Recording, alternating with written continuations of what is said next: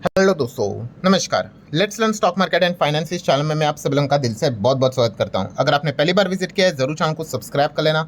Subscribe करने के साथ साथ जो बेल आइकन रहता है उसको भी हिट करके ऑल ऑप्शन सिलेक्ट करके रख लेना, तब जाके आपको हर एक वीडियो का नोटिफिकेशन टाइमली मिलता रहेगा। सो चले दोस्तों, आज के इस इंपॉर्टेंट वीडियो को स्टार्ट कर लेते हैं।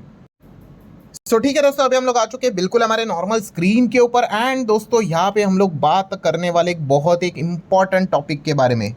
फिलहाल आप सभी लोगों को पता ही है दोस्तों कि इकोनॉमी से रिलेटेड अगर हम चीज़ों को देखें तो यस, काफ़ी चैलेंजिंग फेस हमें देखने को मिल रहा है।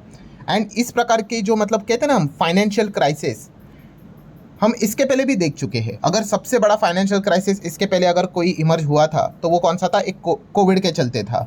लॉकडाउन लगा था, हालत काफ़ी यहाँ पे खराब थी। काफ़ी लोग कहेंगे कि सर हमें तो कोई फ़र्क नहीं पड़ा। देखो, ऐसी बात नहीं होती कि हर किसी को फ़र्क पड़े, बट बहुत सारे ऐसे लोग थे जिनकी जॉब चली गई, कितने सारे लोगों के बिजनेसेस बंद हो गए। कोविड के चलते काफ़ी हालत ख़राब हुई थी। उसी के साथ साथ अगर कोई बड़ा फाइनेंशियल क्राइसिस अगर एक और पकड़ा जाता है तो वो कौन सा आता है? नो डाउट 2008 की मंदी, लेमन ब्रदर्स, पूरा बैंक ही कोलैप्स यहाँ पे हुआ था। ये कुछ फाइनेंशियल क्राइसिस है दोस्तों, जब भी मतलब इकोनॉमी की हालत ख़राब हो जाती है, फाइनेंशियल चैलेंजेस सामने यहाँ पे आ जाते हैं कंट्री वाइड की अगर हम बात कर ले तो। ये दो पॉइंट्स तो सामने आ ही जाते हैं।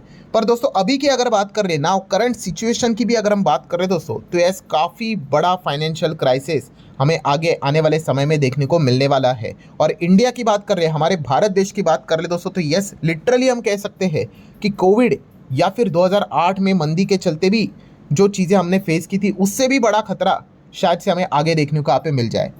देखिए, वीडियो बनाने का मकसद कभी किसी को कोई डराना नहीं होता है। इनफैक्ट हमेशा प्रिपेयर्ड रहना, ये सबसे उसके पीछे का मकसद रहता है कि क्या चीज़ें यहाँ पे हो सकती है, क्या चैलेंजेस आ रहे हैं, क्या चीज़ें भविष्य में होने वाली है। अकॉर्डिंगली अगर आप उस प्रकार से अगर आप डिसीजन लोगे, एक्शंस लोगे, तो आपके ऊपर होने वाला जो इम्पैक्ट रहेगा वो काफ़ी कम हो सकता है।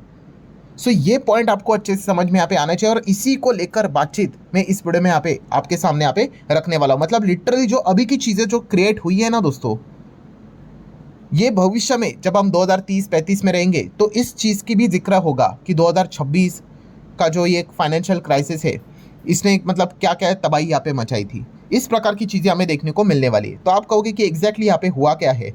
मतलब दुनिया की तो बात छोड़ दो, हम यहाँ पे इंडिया की अगर बात कर ले तो मैं आपको बताना चाहूँगा दोस्तों, मल्टीपल क्राइसिस हमें देखने को मिल रहे हैं। देखिए, इसके पहले भी फाइनेंशियल क्राइसिस हुए हैं, मतलब चैलेंजेस आए हैं, बट एक ही दिक्कत थी। जैसे कि चलो कोविड की बात कर ले, ठीक है भाई, एक ही तो प्रॉब्लम था, कोविड, दैट्स इट, कि बीमारी है भाई, दुनिया भर में चीज़ें चल रही है, वैक्सीन आ गया, सोल्यूशन पता चल गया, बाजार ने वी शेप रिकवरी दिखा दी, दुनिया पटरी पे आ गई। 2008 की मंदी की भी बात कर ले, हाँ पता था भाई कि ये जो भी बबल था वो बर्स्ट यहाँ पे हो गया इस चीज़ के चलते। मतलब एक ही पॉइंट ऐसा था। बट अभी की अगर बात कर रहे दोस्तों, जो क्राइसिस चल रहे हैं वो एक नहीं है, मल्टीपल क्राइसिस चल रहे हैं। और इंडिया की बात कर रहे दोस्तों तो लिटरली 3 से 4 टफ सिचुएशन से हम गुजर रहे हैं। मतलब जस्ट इमेजिन कि प्राइम मिनिस्टर जी को आके स्पीच देना पड़ रहा है, ये कोई छोटी बात नहीं होती दोस्तों। जब सिचुएशन काफ़ी गंभीर हो जाती है तब ये चीज़ें करनी पड़ती है।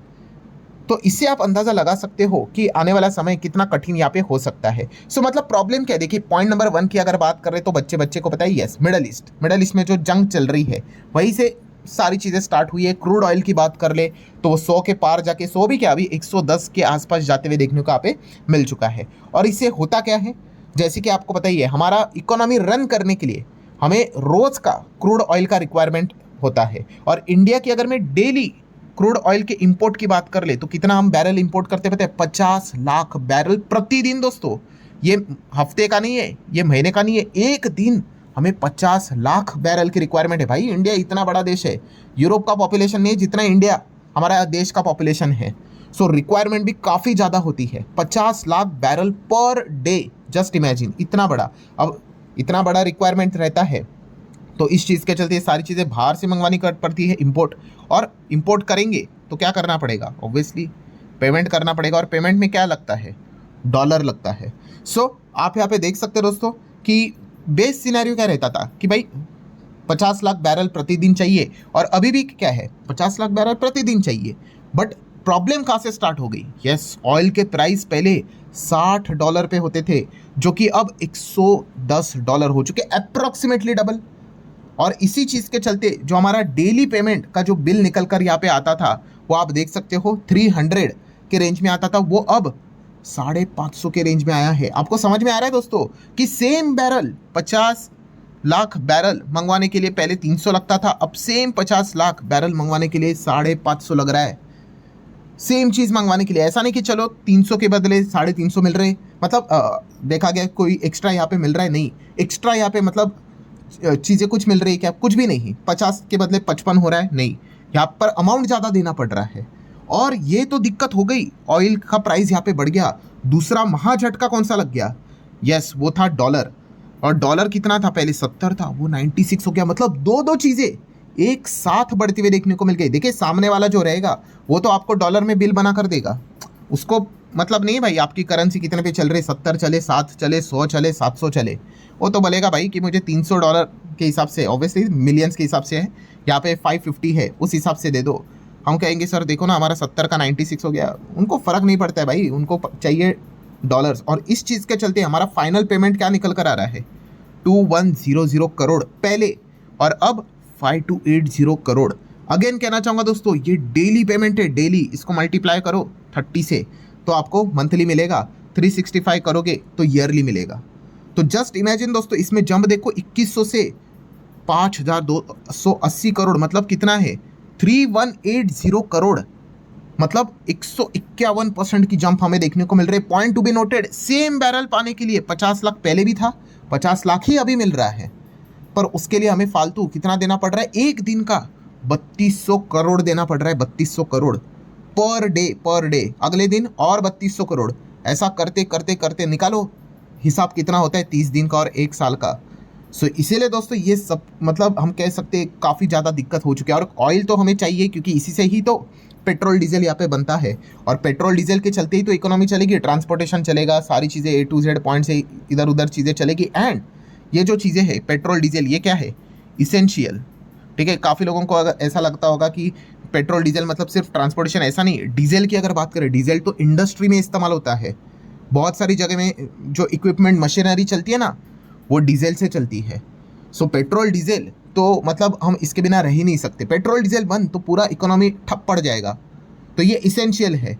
एंड इसीलिए दूसरा कौन सी एक चीज़ है जो नॉन इसेंशियल में आता है? वो है गोल्ड सिल्वर। गोल्ड सिल्वर कोई इसेंशियल नहीं है, मतलब गोल्ड सिल्वर के बिना हमारी ज़िंदगी यहाँ पे चल सकती है। इसीलिए प्राइम मिनिस्टर जी ने यहाँ पे क्या बोला है कि भाई गोल्ड सिल्वर अगर हो सके तो 1 साल के लिए मत खरीदो। ठीक है, ऑयल के लिए ऐसी कोई बात नहीं है। ठीक है, वो तो उन्होंने प्राइजेस बढ़ा दिया और बोल दिया कि भाई ये भी संभाल कर करो, बट ऐसा क्यों बोला है? यस, गोल्ड सिल्वर नहीं होगा तो भी ये चलेगा। और पॉइंट क्या है दोस्तों यहाँ पे, कि जैसे ऑयल हम यहाँ पे मंगवाते हैं वैसे हमें गोल्ड भी यहाँ पे मंगवाना पड़ता है, और सेम कैलकुलेशन बैठता है भाई। डॉलर गोल्ड में महंगा हो रहा है और यहाँ पे डॉलर महंगा हो रहा है। पहले 70 था, अब 96 हो चुका है अप्रॉक्सीमेटली। सो हमारा आउटफ्लो बढ़ते ही जा रहा है सेम चीज़ पाने के लिए।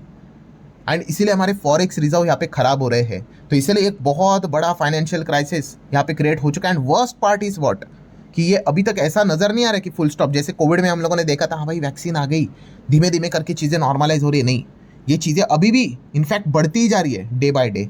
तो ये सबसे बड़ा प्रॉब्लम है। देन सेकंड पॉइंट की अगर हम बात कर रहे हैं दोस्तों, तो वो है डोनाल्ड ट्रंप। यस दोस्तों, ट्रंप देखिए जो दुनिया में जो चीज़ें हैं वो ट्रंप के चलते ही चल रही है। बट पहले जो ट्रंप का कार्यकाल था, ठीक है, वो काफ़ी मतलब इंडिया के फेवर में था। इसीलिए हर कोई यहाँ पे सेकेंड टाइम भी जब चुनाव चल रहा था, हमने भी क्या किया था भाई, ट्रंप यहाँ पे आना चाहिए, अब की बार ट्रंप सरकार, बहुत सारी चीज़ें कर ली। बट अभी ट्रंप की अगर बात कर रहे, वो लिटरली एंटी इंडिया अप्रोच लेकर चल रहे हैं। इंडिया को कैसे परेशान किया जाए, H1B वीज़ा को लेकर बात कर ले, हायर एक्ट की अगर बात कर ले, जहाँ जहाँ पे इंडिया का ज़्यादा इंटरेस्ट है वहाँ पे वो इंडिया को परेशान करने की कोशिश कर रहे हैं।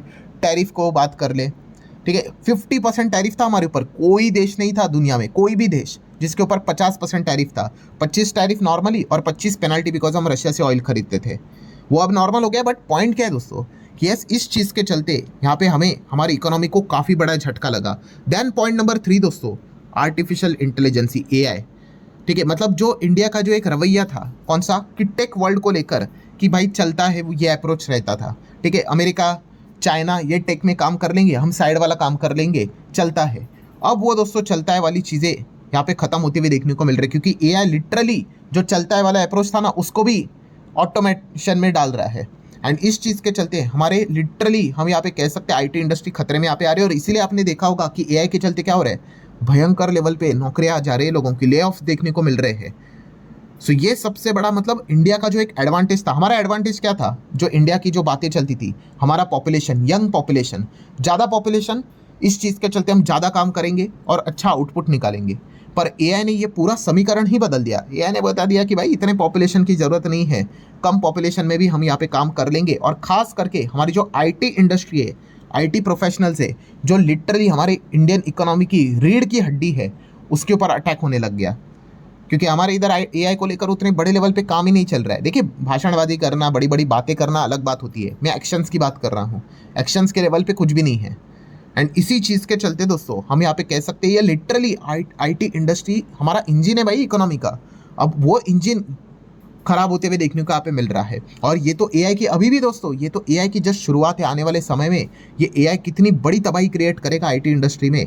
और हमने जैसे देखा है कि आईटी इंडस्ट्री वाले ही ज़बरदस्त पैकेज लेके चलते हैं। बड़ी बड़ी जो इकोनॉमीज चलती है, बाकी के जो सेक्टर चलते हैं, वो इसीलिए चलते हैं बिकॉज आईटी इंडस्ट्री चल रहा है। अगर आईटी इंडस्ट्री ही अगर खराब होने लग गया तो बाकी इंडस्ट्रीज भी यहाँ पे खराब होंगे। और यही चीज़ें हमें फिलहाल देखने को मिल रहा है। रियल इस्टेट के ऊपर इसका इम्पैक्ट तो आना शुरू भी हो चुका है।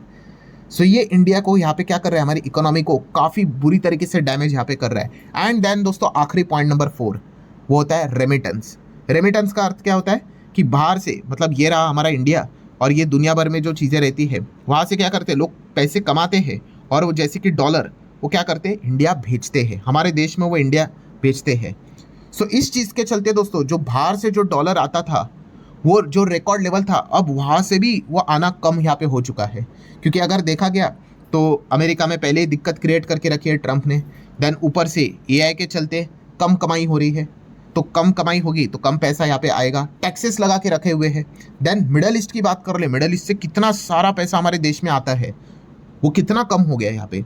सो रेमिटेंस के चलते भी हमारी इकोनॉमी काफ़ी अच्छी तरीके से यहाँ पे चलती थी, बहुत अच्छा सपोर्ट यहाँ पे मिलता था। एंड यहाँ पे भी हमें क्या देखने को मिल रहा है, बहुत बड़े लेवल पे डैमेज देखने को मिल रहा है। इसलिए मैंने वीडियो के शुरुआत में ही आपको क्या बताया कि एक क्राइसिस नहीं है, मल्टीपल क्राइसिस हमें आते हुए देखने को यहाँ पे मिल रहे हैं। यही सबसे बड़ा यहाँ पे प्रॉब्लम हमें फिलहाल तो देखने को यहाँ पे मिल रहा है।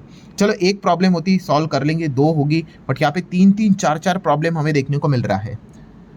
सो जब तक ये चीज़ें ठीक यहाँ पे नहीं होगी, ठीक है, इकोनॉमी भी हमें शायद से उतना ठीक होते हुए देखने को यहाँ पे नहीं मिलेगा।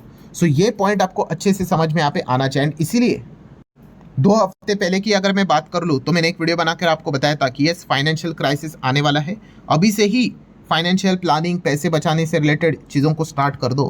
क्योंकि ये सारी चीज़ों का इम्पैक्ट अब आपको धीमे धीमे करके देखने को यहाँ पे मिलने वाला है, धीमे धीमे करके, ठीक है। अब देख सकते हैं दूध के प्राइस बढ़ गए, पेट्रोल डीजल के प्राइस बढ़ गए, जो चीज़ आप खा रहे थे उसके प्राइस बढ़ गए। श्रिंकफ्लेशन देखने को मिलेगा, जहाँ पे आप बोलोगे अरे सर किधर, 100 की चीज़ 100 पे ही तो है। हाँ तो ठीक है, 100 की चीज़ 100 पे है तो ज़रा कैलकुलेट कर लेना, पहले वो कितने ग्राम की थी और अब कितने ग्राम की हुई है, पहले कितने लीटर की थी अब कितने लीटर की हुई है, तो आपको पता चलेगा अरे पहले तो 100 रुपये में 100 ग्राम मिलता था, अब तो ये 70 ग्राम हो गया। यस, इस प्रकार से श्रिंकफ्लेशन हमें देखने को यहाँ पे मिलने वाला है।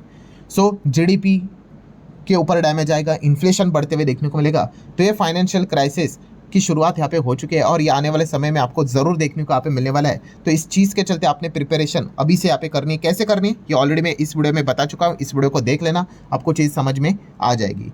सो ये ठीक है दोस्तों, जितना इंपॉर्टेंट पॉइंट्स था वो सारे यहाँ पे मैंने कवर कर लिए। वीडियो हेल्पफुल लगा होगा, चाहो तो लाइक एंड शेयर कर सकते हैं। मिलते हैं अगले वीडियो में, तब तक के लिए बाय बाय।